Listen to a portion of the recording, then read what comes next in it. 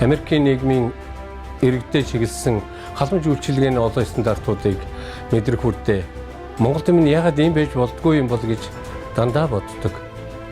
Би их орондоо хайртай Монголдо сайхан амьдрахыг хүсдэг олон мянган залуусын нэг.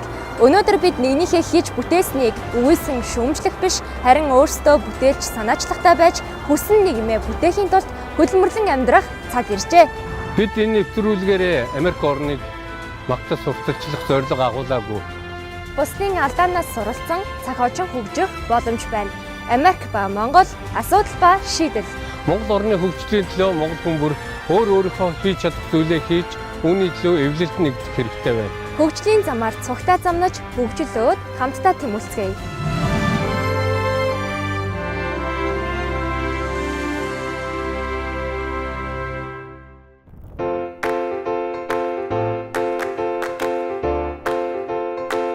Хөгжилтэй орнуудын ард иргэдэд чиглэсэн нийгмийн тогтолцоог монголчуудад танилцуулж авах санаа гарах гарцыг хайн яагаад юм байж болохгүй гэж хэмээн үзэгч танаас асуудаг цуврал нэвтрүүлэг маань 2 дугаар шатандаа шилжин хөгжлийн замаар хэмээх нэрээр үргэлжлэн хүрч байгаа илээ.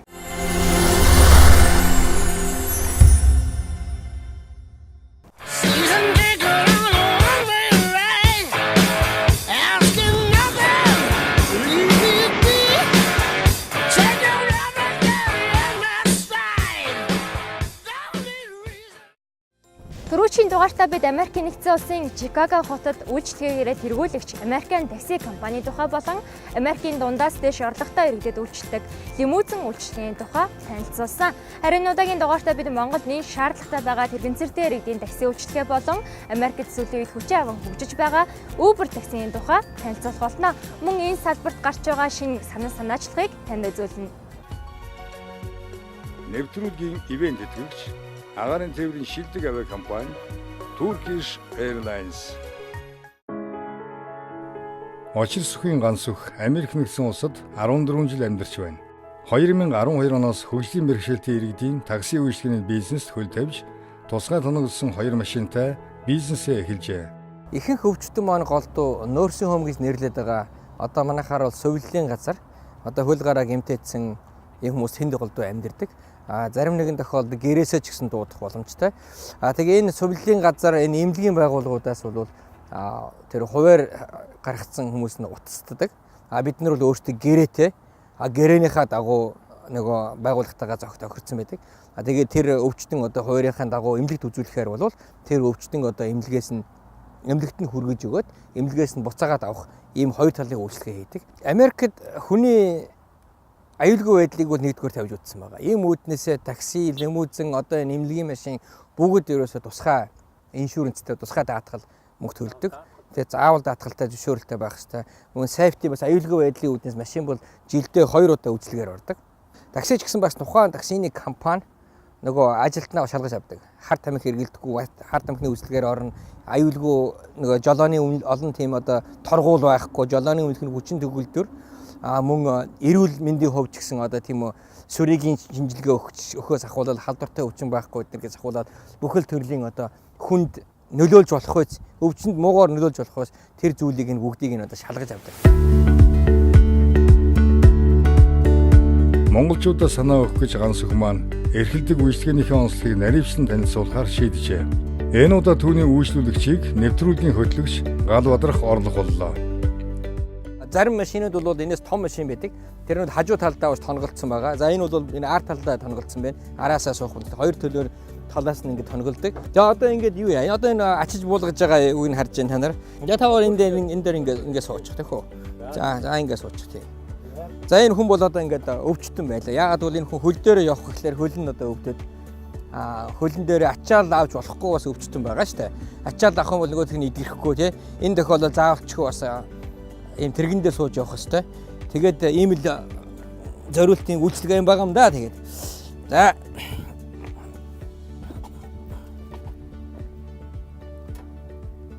за зүгээр үү?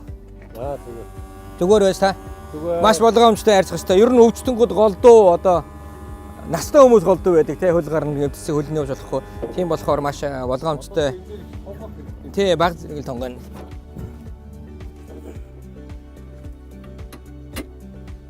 За одоо ингээд хой талаа ингээд бэхэлчлээ.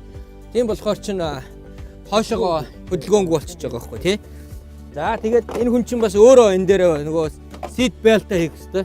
Хуудлын бүсээ хийх хэрэгтэй. Тэгэхгүй бол энэ чинь урагшаага унтчих штэ. Тоормслохлоор эднэр зүгээр тухтай юу хитрхи тулаагүй байгаас тий.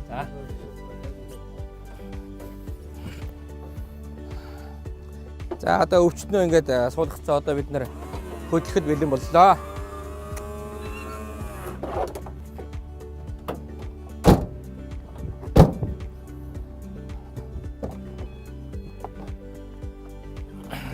За. Тэгээ нэг өвчтөе хүн одоо зөөж байх үедээ бол маш болгоомжтой явах хэрэгтэй. Замын хөдөлгөөний дүрмийг маш сайн сахиж явах хэрэгтэй. Ягаад гэвэл хүний аим байгаа. Ганц миний өөрийн биш. Хүний аим байгаа учраас маш болгоомжтой явах шаардлагатай байдаг. Тэгээд хоёрдугаар тэгвэл энэ хүмүүс ч бас энгийн хүмүүс биш. Одоо гэмтэлтэй байгаа, өвчтөе байгаа хүмүүс учраас дөргөн одоо авч болохгүй. Одоо буюу одоо өвчтөе хүмүүс бол маш тав тухтай зөөлөө явах хэрэгтэй. Ийм тэгэхгүй бол энэ замын хөдөлгөөний дүрмэл гэмтийн тоором завхад одоо тэр хүний даралт ихсэх ч юм уу эсвэл одоо өвчтөе байгаа хөлн хөндүрлэх ч юм уу иймэрхүү тохиолдол их гардаг. Тийм үүднээс бид нэр болохоор удаан мөн замын хөдөлгөөний дүрмийг бол маш сайн баримталж явдаг. Тэгээд бид нар бол эмнэлгийн үүд болоод одоо эмчийн офисын үүдэнд бол дахир утга хүмүүсийн паркн дээр юм уу одоо хаалган дээр нь шууд парклах хэрэгтэй байдаг. Яагаад бол эмнэлгийн үйлчлэгээ явуулж байгаа гэдэг үүднээсээ.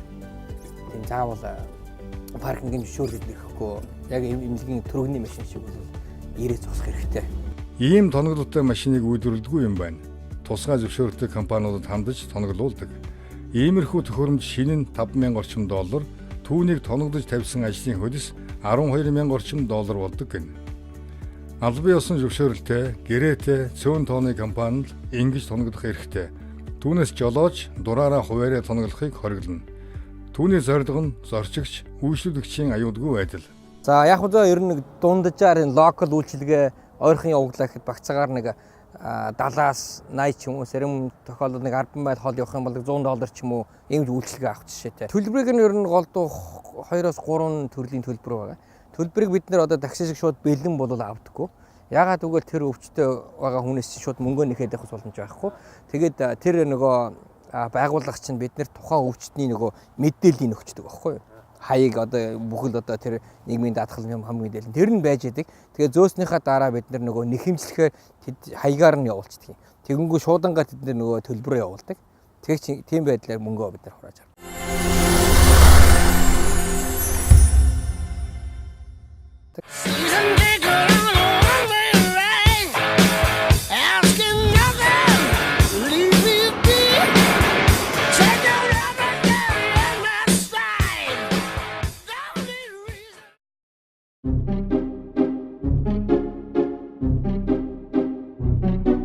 Өнөөдөр Монголын хүн амын 3% эзэлдэг хөгжлийн бэрхшээлтэй иргэдийн хувьд нийтийн тээвэр таксигаар аюулгүй тав тухтай зорчих нь мөрөөдөл болоод байна.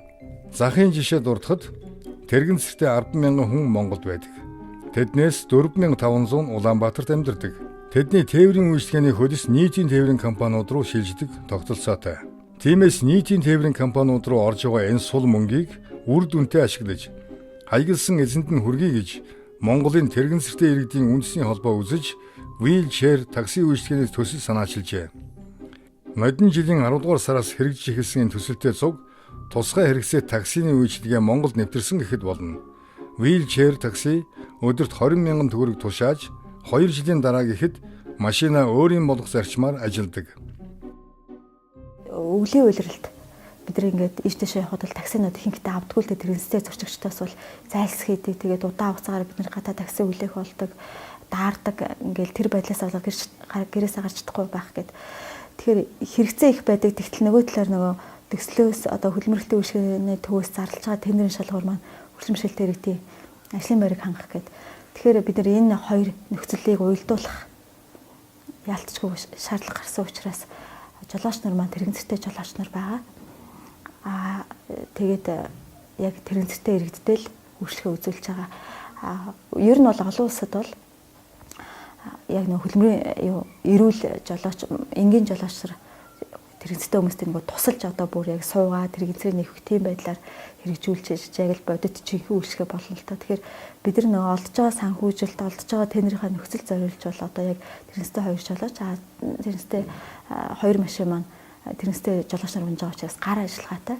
Тэгээ бусад юугаараа бол энгийн л байгаа. Мэдээж нөгөө тэрнэстэй хүн орох боломжтой тусгай зориултын машинууд маань өртөг өндөртэй.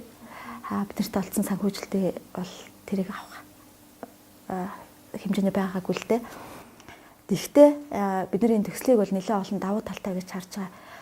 Гол нь ийм үйлчлэгээ байдаг гэдгийг бид нэр юугаараа таньжуулж одоо нийслэлийн тээврийн газар, нийслэлийн удирдлагууд, такси баазын компаниудад нэлээд ингэж сурчилж ойлгуулж зам тээврийн яам холбогдох албаны хүмүүст нэлээд хэлж ярьж ойлгуулсан. Санхүүгийн боломжоос шалтгаалаад холбооны 400 гишүүнд үйлчлэх 2 такси Улаанбаатарт ажиллаж байна. Ачааллынхаа даасаар бол 13 ийм такси хэрэгтэйг Тэрэгэн сэртийн иргэдийн үндэсний холбооныхон тэмдэглэж байсан. Цаашдаа хөгжлийн бэрхшээлтэй иргэдийн халамж үйлчлэгээний хууль журам хоорондын уялдаа холбоог сайжруулах шаардлагатай байгааг Тэрэгэн сэртийн иргэдийн жишээнээс харж болно. Хөгжлийн бэрхшээлтэй иргэд нийтийн тээврийн хэрэгслэр үн төлбөргүй зорчно гэсэн нийгмийн хамгааллын тухай хуулинд заалт өгдөг л та. Энэ заалтыг Тэрэгэнстэй иргэд ашиглаж чаддгүй. Яагаад тэгэхээр автобусаараа бид нар одоо нөгөө яг тодорхой чиглэлж явж байгаа нэг л чиглэлж явж байгаа автобусаар баруун 400-аас зүүн 400 яг тэг чиглэлд зорчоогүй бол бид нар бусад автобусаар бол зорчиж чадахгүй байгаа. Тэгэхээр нөгөө тэр төрөөс олгож байгаа хөнгөлтийг эдэлдэггүй. Тэгэхээр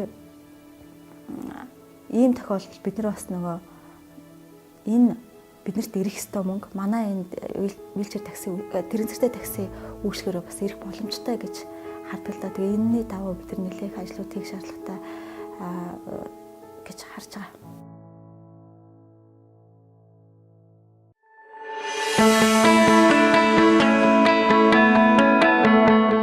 Одоо бас нэгэн шин санаатай танилцъя. Энэ бол бие буюу зөгийн нэртэй такси үйлчлэгээний төсөл юм.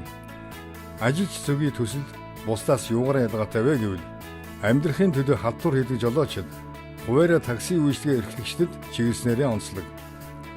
Мэргэжилтнүүдийн судалгаагаар сая эдийн хүнтэй Улаанбаатарт доод тал нь 1500 гаруй такси үйлчлэх ёстой бол манайд үүний 3/1 нь байна. Үлдэх орон зайг хувийн халдварын жолоочид эзэлж байгаа юм. Энэ хүмүүсийг нэгтгэж цэвэрхэн аюулгүй такси үйлчлэгийг нэвтрүүлэх нь зөгийн төслийн зорилго юм.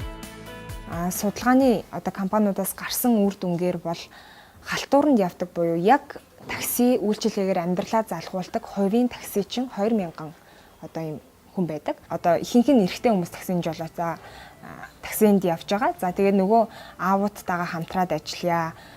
Яг танд ингээд ямар шаардлага нөхцлүүд байвал зүгээр байна гэд тодруулаад явж итэл хууль эрх зүйн талаас нөгөө нэг халтууранд яваад байгаа жолооч нар маань бүгдээрээ хууль бусаар одоо такси үйлчилгээ эрхэлж байгаа тийм дүр зураг гараад ирсэн. Хууль нь өөрөө одоо буруу талтаар үйлдэлтэй, буруу талтаар жолоотой тийм машинуудыг такси үйлчилгээнд явахыг зөвшөөрдөг юм бол яагаад хяналтаа тавьж чаддгүй юм бэ? Эсвэл энийг зөвшөөрөөд энэ хүмүүсийн одоо аж амьдралыг дээшлүүлэх тийм төслүүдийг яагаад дэмжиж болтгүй юм бэ гэдэг бас асуулт байна. Одоогийн байдлаар зөгийн төсөл дэмжих байгууллага хувь хүмүүсийг хүлээж байна. Хэрвээ энэ төслийг тордоод хэрэгжүүлвэл Америкт хүчээ аван хөгжиж байгаа Uber таксины Монгол хувилбар болох бүрэн боломжтой. Нэвтрүүлгийн ивент тэтгэгч агаарын тээврийн шилдэг авиа компани Turkish Airlines. Чөлөөт уран бүтээлч, зураач Мөнхтөр Америкийн нэгдсэн улсад 11 жил амьдарч байна. Хүн бүхэнд орлогоо нэмэгдүүлэх боломжийг тэгш шударгаар олгож байгаа Uber таксины тухай монголчуудад танилцуулах үүргийг Мөнхтөр маань хүлээсэн юм.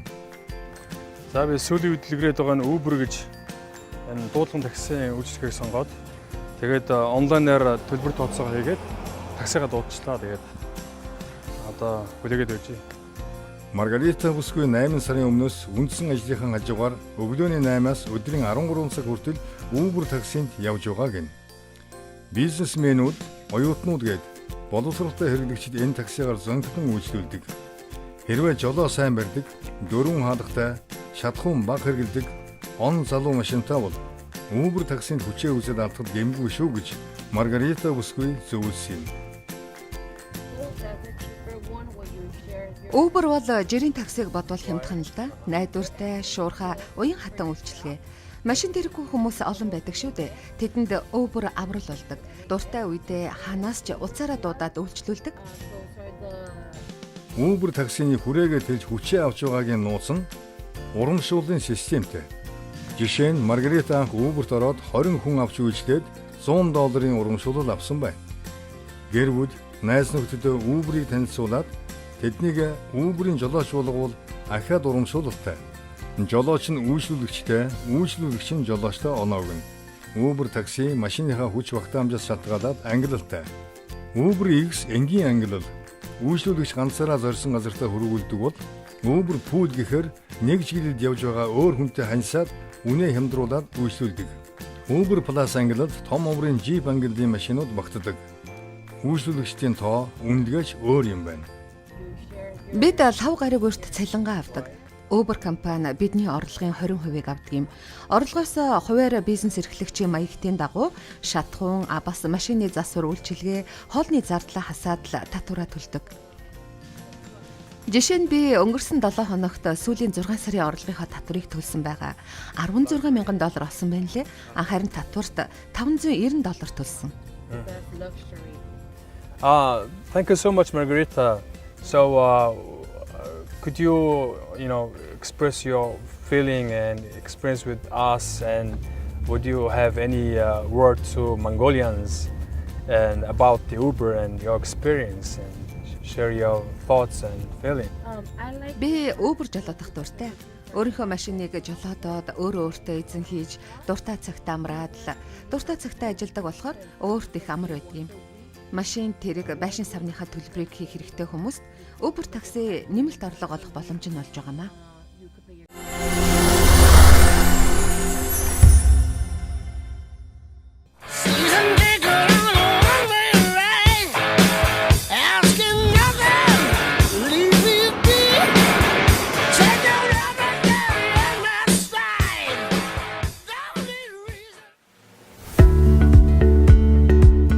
Машин бүхэн такси болдог Улаанбаатарын жишгийг өөрчлөхөөр Улаанбаатар такси компанийн чамгүй ажиллаж байна.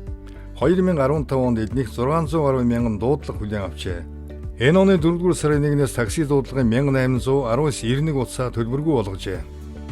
Ингэснээр найдвартай соёлтой таксигаар үйлчлүүлэгчид өснө. Эдийн засгийн хямралаас болж буурсан дуудлагын тоо ихсэн гэж найдаж байгаа юм байна. Америкийн Uber систем болохоор зэрэг арай өөр л дөө тэдний хэрэглэгч нарын ойлголттой тэдний хөгжил дэвшилтэй тэр бүхэн бол арай өөр байдаг. Монголд яг тэр Uber систем яг тэр чигээр нэвтрүүлэх гэхээр өнөөдөр хэрэглэгч маань яг хүлээж авахтаа бас арай л болоогүй л байна л да. Тийм учраас бид нар такси дуудлага системийг бол арай өөр төрлөөр хөгжүүлж байгаа. Гэхдээ яг Uber-ийн төрлийн нэг систем. Энэ маань болохоор зэрэг жолооч өөрийн гэсэн аппликейшнтэй энд бол диспетчерүүд маань бас диспетчерийн аппликейшн бас байж байгаа. Тэгэхээр энэ дээр бол нөгөө таксины жолооч бол GPS-ээрээ хаана явж байгаа гэдэг нь яг систем дээр харагдаж идэг ийм систем байгаа. Нилээн одоо смарт.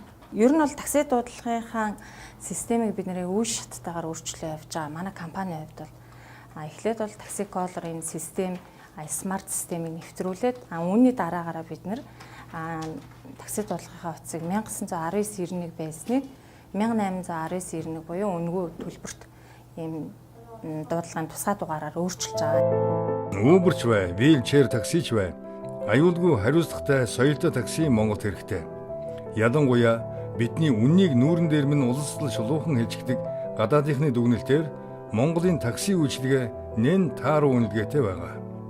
Тэгэхээр бид нэр 2 жил тутам жуулчтайгаа дунд сэтгэл хангамжийн судалгаа явуулдаг л да.